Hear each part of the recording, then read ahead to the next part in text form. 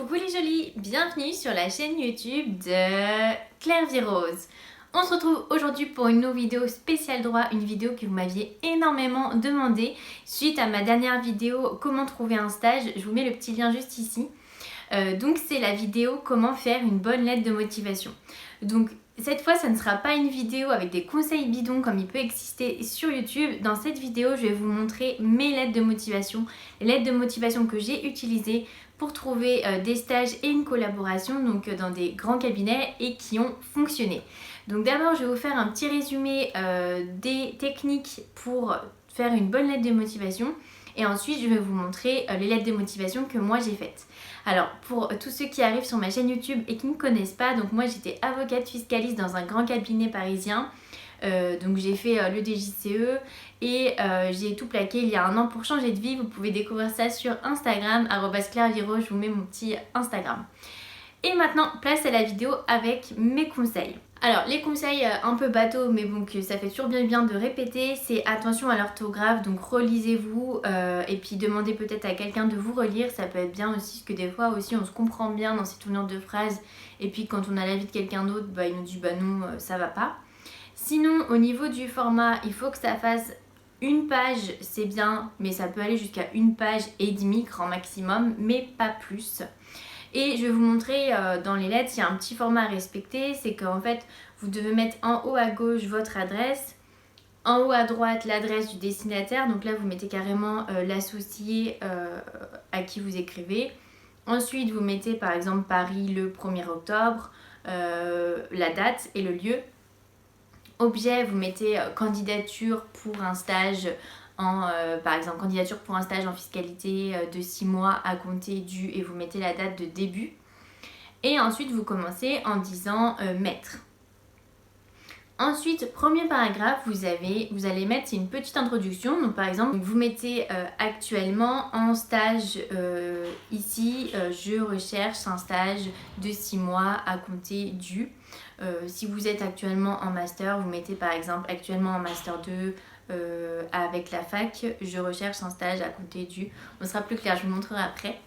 Ensuite, le premier paragraphe, c'est vous. Vous devez parler de vous, donc de ce qui est important, ce qui vous caractérise. Donc par exemple, là vous avez fait vos études. Si vous avez un prof qui est connu dans le milieu, vous mentionnez ce prof. Si vous avez fait des expériences un peu atypiques, c'est le moment de le mettre. Ensuite, deuxième paragraphe, c'est, comme on dit, c'est je, vous. Donc vous, c'est là où vous postulez. Si c'est un cabinet d'avocats, une entreprise, vous expliquez en gros ce qui vous plaît dans ce cabinet ou cette entreprise. Et donc là, il faut bien que ça colle au cabinet ou l'entreprise. Donc il ne faut vraiment pas que ça soit un truc que vous dupliquez à l'infini. Essayez vraiment de montrer que vous êtes renseigné sur le poste. Et ensuite, nous, le troisième paragraphe, la troisième grande partie, vous allez expliquer à ce moment-là pourquoi en gros vous êtes fait pour vous entendre avec l'endroit où vous postulez. Donc en gros, premier paragraphe c'est vous, donc c'est je, ce qui vous caractérise. Deuxième paragraphe, vous, donc c'est le cabinet ou l'entreprise. Et troisième paragraphe, c'est nous. Donc en gros là vous expliquez que vous êtes le candidat idéal et que c'est l'entreprise parfaite et donc vous êtes fait pour vous entendre. Et ensuite vous terminez avec les formules de politesse, style je suis disponible pour vous rencontrer aux dates et heures. Et voilà, vous signez. Donc ça c'est les trois grandes parties, je vais vous montrer après comment ça se décline. Et ce qui est très important, c'est qu'il ne faut pas répéter son CV. Alors ça c'est le truc le plus dur au début, on a un peu de mal. Mais en gros, par exemple, je sais pas si j'ai fait un stage chez CMS, je ne vais pas écrire mon stage de 6 mois chez CMS de janvier à juin 2017 par exemple. Non, ça il ne faut pas dire, il faut juste dire mon stage chez CMS m'a apporté ça. Et vous ne mentionnez pas 6 mois et les dates. Ça en fait par exemple ça fait doublon avec votre CV. Faut pas dire par exemple j'ai fait un stage chez machin de telle date à telle date. Là c'est pas bien.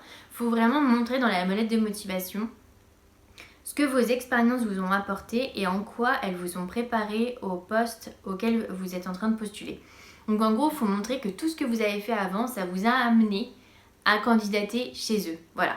Donc il faut essayer de modifier votre lettre de motivation pour qu'elle soit bien adaptée à là où vous postulez. Et donc en fait vous allez mettre en valeur des expériences qui se rattachent au poste où vous postulez. Par exemple moi j'étais en fiscalité. Du coup si je postulais pour un stage qui était plutôt fiscalité pour les particuliers, j'allais plutôt mettre en avant mes expériences fiscalité des particuliers. Par contre, si je postulais pour un stage en fiscalité d'entreprise, j'allais plutôt mettre en avant que j'avais beaucoup étudié la fiscalité d'entreprise et que j'avais fait pas mal de stages dans ce domaine-là. Donc voilà, il faut essayer vraiment de montrer que voilà, vous êtes le candidat idéal et toutes vos expériences avant vont vous servir. Et il faut essayer d'avoir une lettre de motivation qui est originale. Par exemple, moi j'avais fait le challenge FIDAL en Master 2, donc c'est un concours. J'avais fait aussi le concours des entrepreneuriales, c'est un concours de création d'entreprise. Et ça, je les avais vraiment beaucoup mis en avant, surtout quand je n'avais fait aucun stage, donc quand je candidatais pour mes premiers stages. Donc essayez de trouver comme ça quelque chose qui peut vous distinguer des autres candidats, parce que finalement des gens qui ont un bon Master 2, qui sont très motivés, bah en fait c'est le cas de tout le monde. Donc il faut vous montrer à quel point vous êtes différent. Même si vous avez des expériences qui sont rien à voir avec le droit, c'est bien aussi de le mettre, ça montre que vous êtes ouvert d'esprit. Si par exemple, je sais pas, vous êtes parti un mois à l'étranger pour être serveur ou vendeur, et ben c'est super important de le mettre, ça montre que vous savez parler anglais, tout ça. Donc essayez de montrer que vous êtes différent. Donc je vous conseille de vraiment bien faire un travail avant de recherche sur là où vous allez postuler et sur les personnes qui travaillent. Donc regardez bien sur le site de l'entreprise ou du cabinet et aussi allez voir les LinkedIn des gens qui y travaillent pour savoir à qui envoyer. Par exemple, s'il y a un associé qui a fait exactement le même master que vous, la même fac, c'est à lui qu'il faut envoyer. Donc là, ça m'amène sur le mail. Donc vous envoyez votre lettre de motivation par mail. L'objet du mail, ça sera par exemple candidature, stage 6 mois, janvier 2021 par exemple. Donc vous mettez ou candidature collaboration janvier 2021 ou si vous n'avez pas de date, si vous êtes tout le temps disponible, vous ne mettez pas de date. C'est pas mal quand même de mettre une date parce qu'en général ils ont beaucoup de demandes et des gens qui sont très en avance, donc c'est bien de mettre des dates. Et si par exemple vous postulez auprès de quelqu'un qui a fait le même master que vous, moi par exemple j'avais fait le DJCE, donc quand j'envoyais au DJCE, je mettais candidature stage janvier 2021, entre parenthèses DJCE FB, parce que j'avais fait le FB, l'école d'avocats de Paris. Faut le mettre directement dans l'objet parce qu'ils ont tellement de candidatures, autant vous distinguer. Mettez directement dans votre mail un petit résumé. Donc par exemple, moi je mettais après avoir fait mon stage final au cabinet temps et mon stage PPI au cabinet temps, je recherche une collaboration à côté de temps. Et donc là, vous mettez juste ça, je vous joins CV, lettre de motivation. Comme ça, vous mettez en avant vos points forts et puis comme ça, il sait en gros, ça va l'inciter ou non à cliquer sur votre lettre de motivation. Alors, juste avant de commencer à vous montrer des exemples de lettres de motivation, enfin celles que j'ai envoyées, je voulais juste vous dire de bien envoyer dans votre mail en PDF. Donc vous envoyez votre CV en PDF et votre lettre de motivation en PDF. Voilà, c'est parti. Alors, la lettre. Donc, en haut, vous voyez ici, je mets mon prénom, nom avec mon adresse postale et mon mail. Ici, je mets le cabinet d'avocat, l'entreprise, son adresse postale. Ensuite, en dessous, je mets le lieu et la date à laquelle j'écris. Objet, candidature spontanée pour un stage. Vous pouvez rajouter de 6 mois, stage final, stage PPI, collaboration. Donc, vous précisez un peu ce que vous voulez. Ensuite, je commence par mettre. Vous pouvez même préciser le nom si jamais vous faites une lettre plus personnalisée. Donc là, ma petite introduction. Actuellement élève avocate au sein du parcours avocat fiscaliste de l'EFB et titulaire d'un Master 2 DJCE, je recherche un stage final en fiscalité directe de 6 mois à compter de janvier 2018. Alors pour les fiscalistes, je vous conseille vraiment de préciser le type de fiscalité que vous voulez dans cette lettre parce que plusieurs fois, je me suis retrouvée en fait à faire des entretiens pour des stages par exemple en fiscalité personnelle, en transfer price, enfin voilà, vous n'êtes pas forcément dans la fiscalité que vous voulez, donc du coup c'est bien de le préciser dans la lettre.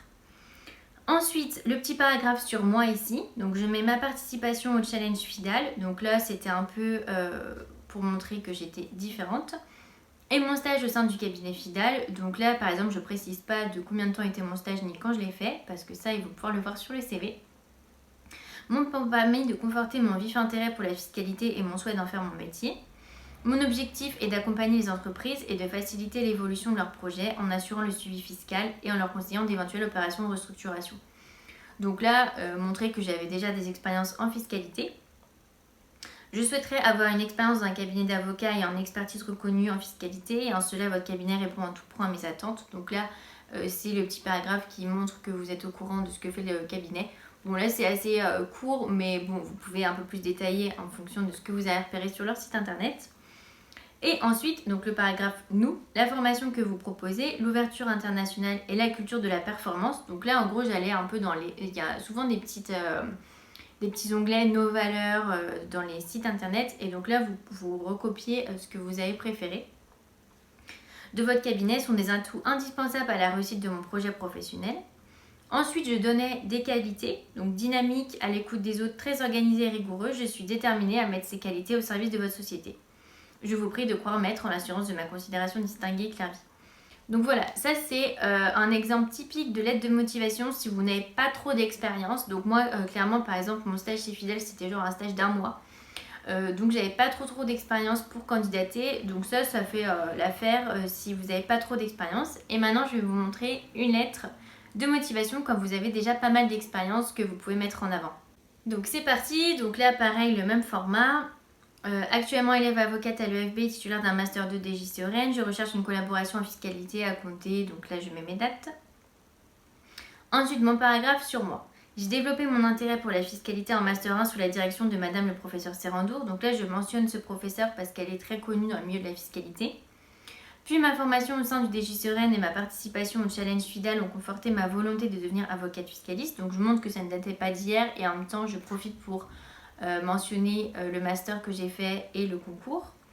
Ce concours m'a permis d'appréhender la fiscalité comme une matière au cœur de l'entreprise et au carrefour des activités humaines.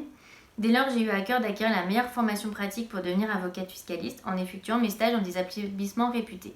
Cette petite phrase, ça me permet ensuite d'enchaîner sur mes stages. Là, en gros, je montre que j'adore la fiscalité et que ça ne date pas d'hier. Donc là, je mentionne le cabinet d'avocats où j'avais fait mon stage. J'ai acquis des méthodes de travail efficaces en étant l'unique stagiaire d'une dizaine d'avocats en section impôt direct.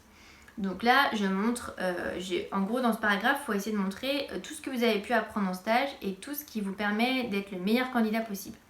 Donc là, avec cette phrase, par exemple, je ne dis pas je suis très organisée ou je suis très rigoureuse, je donne un fait concret qui dit la même chose. Donc par exemple, je dis qu'en fait, comme j'étais l'unique stagiaire d'une dizaine d'avocats, en lisant ça, je montre concrètement que je suis quelqu'un d'organisé, rigoureuse, et aussi que je peux supporter le stress et la pression. Ensuite, je dis un peu ce que j'ai fait pour montrer les dossiers que je connais et l'expertise que j'ai appris. J'ai assuré le suivi fiscal tant de grandes entreprises du CAC 40 que de PME, en étudiant notamment les conséquences fiscales de restructuration et en préparant des dossiers contentieux. J'ai également préparé des conférences d'actualité. Ces expériences ont renforcé ma technique fiscale et mon aptitude à présenter mon raisonnement. Donc là, je montre que j'ai du concret, pratique, du billable, donc du chargeable au client, mais aussi un côté théorique, parce que du coup, en préparant les conférences, je me suis mis au courant de l'actualité. Ensuite, je parle de mon stage PPI.